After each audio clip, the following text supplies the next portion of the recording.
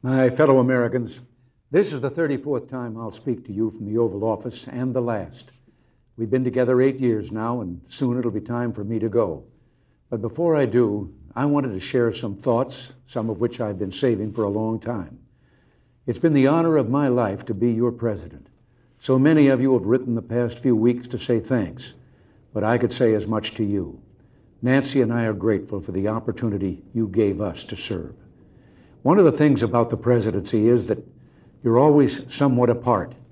You spend a lot of time going by too fast in a car someone else is driving and seeing the people through tinted glass, the parents holding up a child and the wave you saw too late and couldn't return. And so many times I wanted to stop and reach out from behind the glass and connect. Well, maybe I can do a little of that tonight. People ask how I feel about leaving, and the fact is, parting is such sweet sorrow. The sweet part is California and the ranch and freedom. The sorrow, the goodbyes, of course, and leaving this beautiful place. You know, down the hall and up the stairs from this office is the part of the White House where the president and his family live. There are a few favorite windows I have up there that I like to stand and look out of early in the morning. The view is over the grounds here to the Washington Monument, and then the Mall, and the Jefferson Memorial. But on mornings when the humidity is low, you can see past the Jefferson to the river, the Potomac, and the Virginia shore.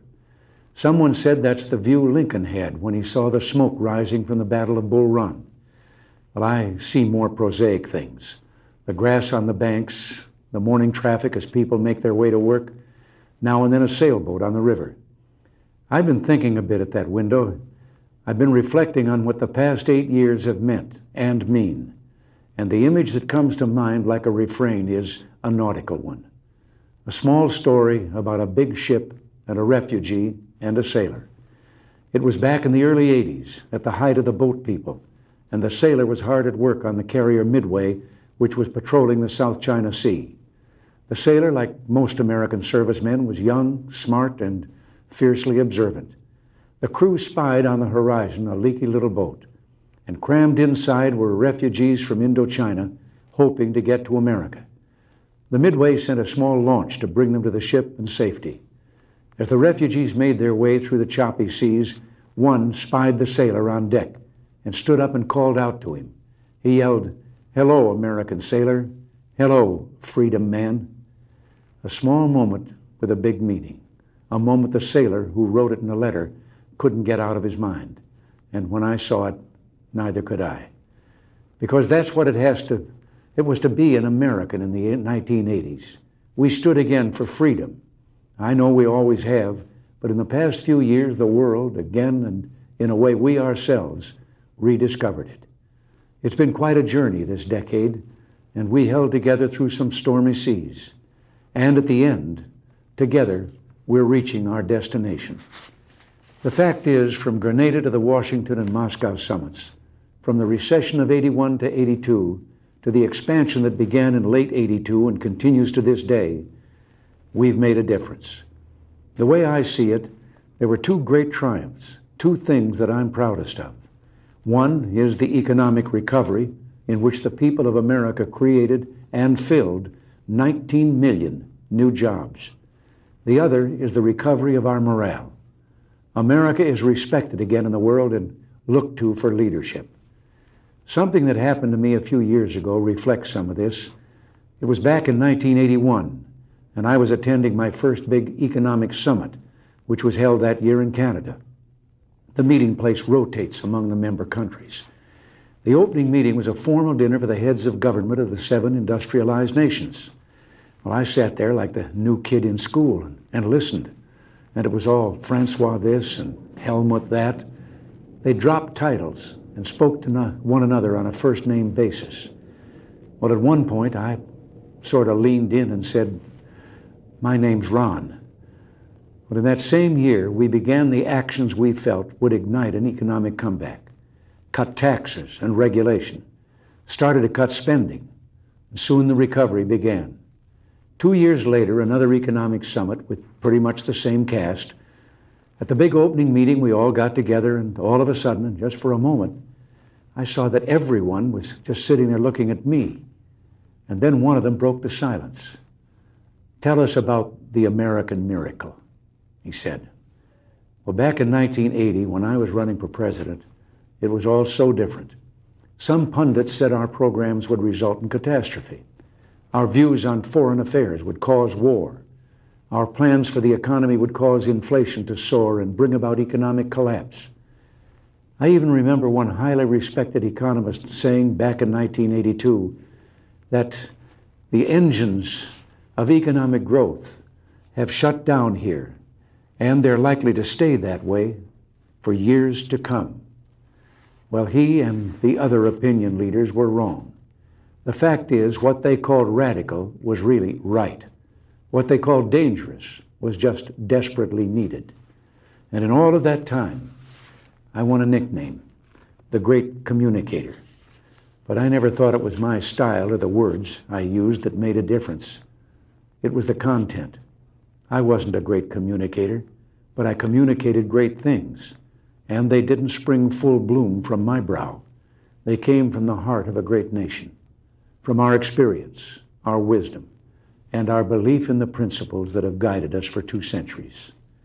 They called it the Reagan Revolution. Well, I'll accept that.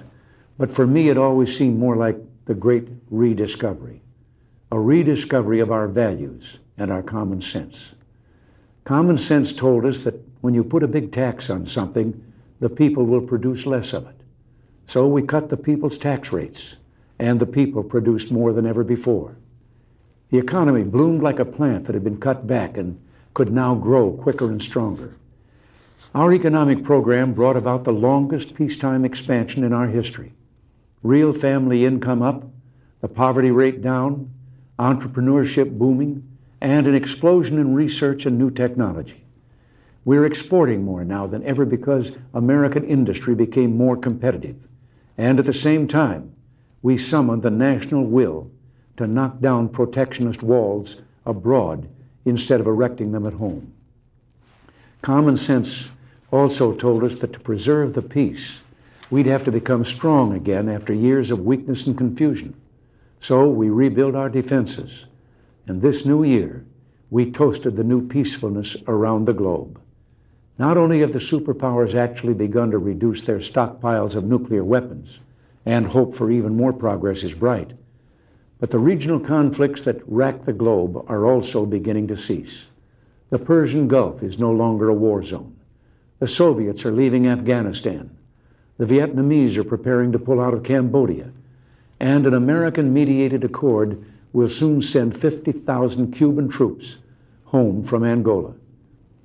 The lesson of all this was, of course, that because we're a great nation, our challenges seem complex. It will always be this way.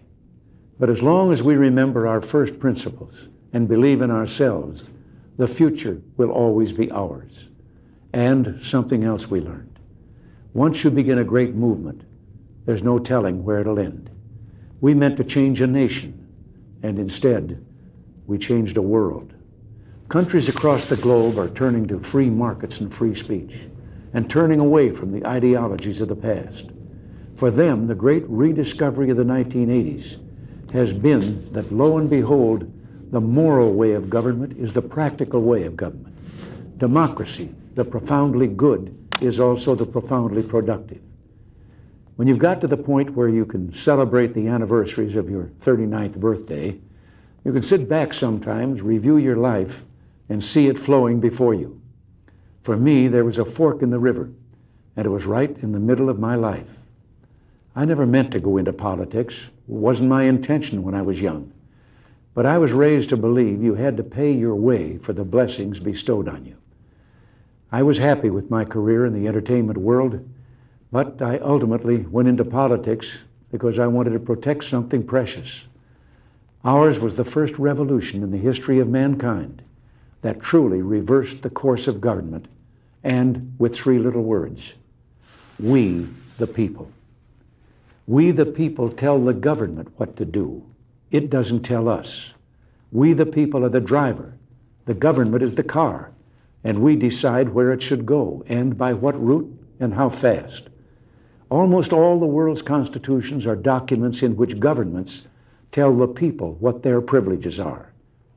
Our Constitution is a document in which we, the people, tell the government what it is allowed to do.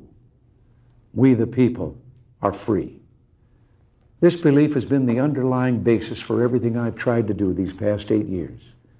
But back in the 1960s, when I began, it seemed to me that we'd begun reversing the order of things, that through more and more rules and regulations and confiscatory taxes, the government was taking more of our money, more of our options, and more of our freedom.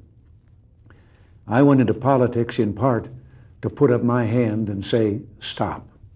I was a citizen politician, and it seemed the right thing for a citizen to do. I think we have stopped a lot of what needed stopping, and I hope we have once again reminded people that man is not free unless government is limited. There's a clear cause and effect here that is as neat and predictable as a law of physics. As government expands, liberty contracts. Nothing is less free than pure communism, and yet we have the past few years forged a satisfying new closeness with the Soviet Union. I've been asked if this isn't a gamble, and my answer is no, because we're basing our actions not on words, but deeds. The détente of the 1970s was based not on actions, but promises. They'd promised to treat their own people and the people of the world better, but the Gulag was still the Gulag, and the state was still expansionist, and they still waged proxy wars in Africa, Asia, and Latin America. Well, this time, so far, it's different. President Gorbachev has brought about some internal democratic reforms and begun the withdrawal from Afghanistan. He has also freed prisoners whose names I've given him every time we've met. But life has a way of reminding you of big things through small incidents. Once during the heady days of the Moscow summit, Nancy and I decided to break off from the entourage one afternoon to visit the shops on Arbat Street. That's a little street just off Moscow's main shopping area. Even though our visit was a surprise, every Russian there immediately recognized us and called out our names and reached for our hands. We were just about swept away by the warmth. You could almost feel the possibilities in all that joy. But within seconds, a KGB detail pushed their way toward us and began pushing and shoving the people in the crowd. It was an interesting moment. It reminded me that while the man on the street in the Soviet Union yearns for peace, the government is communist, and those who run it are communists. And that means we and they view such issues as freedom and human rights very differently. We must keep up our guard, but we must also continue to work together to lessen and eliminate tension and mistrust. My view is that President Gorbachev is different from previous Soviet leaders. I think he knows some of the things wrong with his society and is trying to fix them. We wish him well, and we'll continue to work to make sure that the Soviet Union that eventually emerges from this process is a less threatening one. What it all boils down to is this: I want the new closeness to continue, and it will, as long as we make it clear that we will continue to act in a certain way as long as they continue to act in a helpful manner. If and when they don't, at first pull your punches. If they persist, pull the plug. It's still trust, but verify. It's still play, but cut the cards. It's still watch closely, and don't be afraid to see what you see. I've been asked if I have any regrets. Well, I do. The deficit is one. I've been talking a great deal about that lately, but tonight isn't for arguments, and I'm going to hold my tongue. But in observation, I've had my share of victories in the Congress, but what few people noticed is that I never won anything you didn't win for me. They never saw my troops. They never saw Reagan's regiments, the American people. You won every battle with every call you made and letter you wrote demanding action. Well, action is still needed. If we're to finish the job, Reagan's regiments will have to become the Bush brigades. Soon he'll be the chief, and he'll need you every bit as much as I did. Finally, there is a great tradition of warnings in presidential farewells. And I've got one that's been on my mind for some time. But oddly enough, it starts with one of the things I'm proudest of in the past 8 years, the resurgence of national pride that I called the new patriotism. This national feeling is good, but it won't count for much, and it won't last unless it's grounded in thoughtfulness and knowledge. An informed patriotism is what we want. And are we doing a good enough job teaching our children what America is and what she represents in the long history of the world? Those of us who are over 35 or so years of age grew up in a different America. We were taught very directly what it means to be an American. And we absorbed almost in the air a love of country and an appreciation of its institutions. If you didn't get these things from your family, you got them from the neighborhood, from the father down the street who fought in Korea, or the family who lost someone at Anzio. Or you could get a sense of patriotism from school. And if all else failed, you could get a sense of patriotism from the popular culture. The movies celebrated democratic values and implicitly reinforced the idea that America was special. TV was like that too, through the mid-60s. But now we're about to enter the 90s, and some things have changed. Younger parents aren't sure that an unambivalent appreciation of America is the right thing to teach modern children. And as for those who create the popular culture, well-grounded patriotism is no longer the style. Our spirit is back, but we haven't re-institutionalized it. We've got to do a better job of getting across that America is freedom. Freedom of speech, freedom of religion, freedom of enterprise, and freedom is special and rare. It's fragile. It needs production. So we've got to teach history based not on what's in fashion, but what's important. Why the Pilgrims came here, who Jimmy Doolittle was, and what those 30 seconds over Tokyo meant. You know, 4 years ago, on the 40th anniversary of D-Day, I read a letter from a young woman writing to her late father, who had fought on Omaha Beach. Her name was Lisa Zanata Hen, and she said, "We will always remember. We will never forget what the boys of Normandy did." Well, let's help her keep her word. If we forget what we did, we won't know who we are. I'm warning of an eradication of the American memory that could result ultimately in an erosion of the American spirit. Let's start with some basics. More attention to American history and a greater emphasis on civic ritual. And let me offer lesson number 1 about America. All great change in America begins at the dinner table. So tomorrow night in the kitchen, I hope the talking begins. And children, if your parents haven't been teaching you what it means to be an American, let them know and nail them on it. That would be a very American thing to do. And that's about all I have to say tonight, except for one thing. The past few days, when I've been at that window upstairs, I've thought a bit of the shining city upon a hill. The phrase comes from John Winthrop, who wrote it to describe the America he imagined. What he imagined was important because he was an early pilgrim, an early freedom man. He journeyed here on what today we'd call a little wooden boat. And like the other pilgrims, he was looking for a home that would be free. I've spoken of the shining city all my political life, but I don't know if I ever quite communicated what I saw when I said it. But in my mind, it was a tall, proud city built on rocks stronger than oceans, windswept, God-blessed, and teeming with people of all kinds living in harmony and peace. A city with ports that hummed with commerce and creativity. And if there had to be city walls, the walls had doors, and the doors were open to anyone with the will and the heart to get here. That's how I saw it and see it still. And how stands the city on this winter night? More prosperous, more secure, and happier than it was 8 years ago. But more than that, after 200 years, 2 centuries, she still stands strong and true on the granite ridge, and her glow is held steady no matter what storm. And she's still a beacon, still a magnet for all who must have freedom, for all the pilgrims from all the lost places who are hurtling through the darkness toward home. We've done our part, and as I walk off into the city streets, a final word to the men and women of the Reagan Revolution, the men and women across America who for 8 years did the work that brought America back. My friends, we did it. We weren't just marking time. We made a difference. We made the city stronger. We made the city freer. And we left her in good hands. All in all, not bad. Not bad at all. And so, goodbye. God bless you. And God bless the United States of America.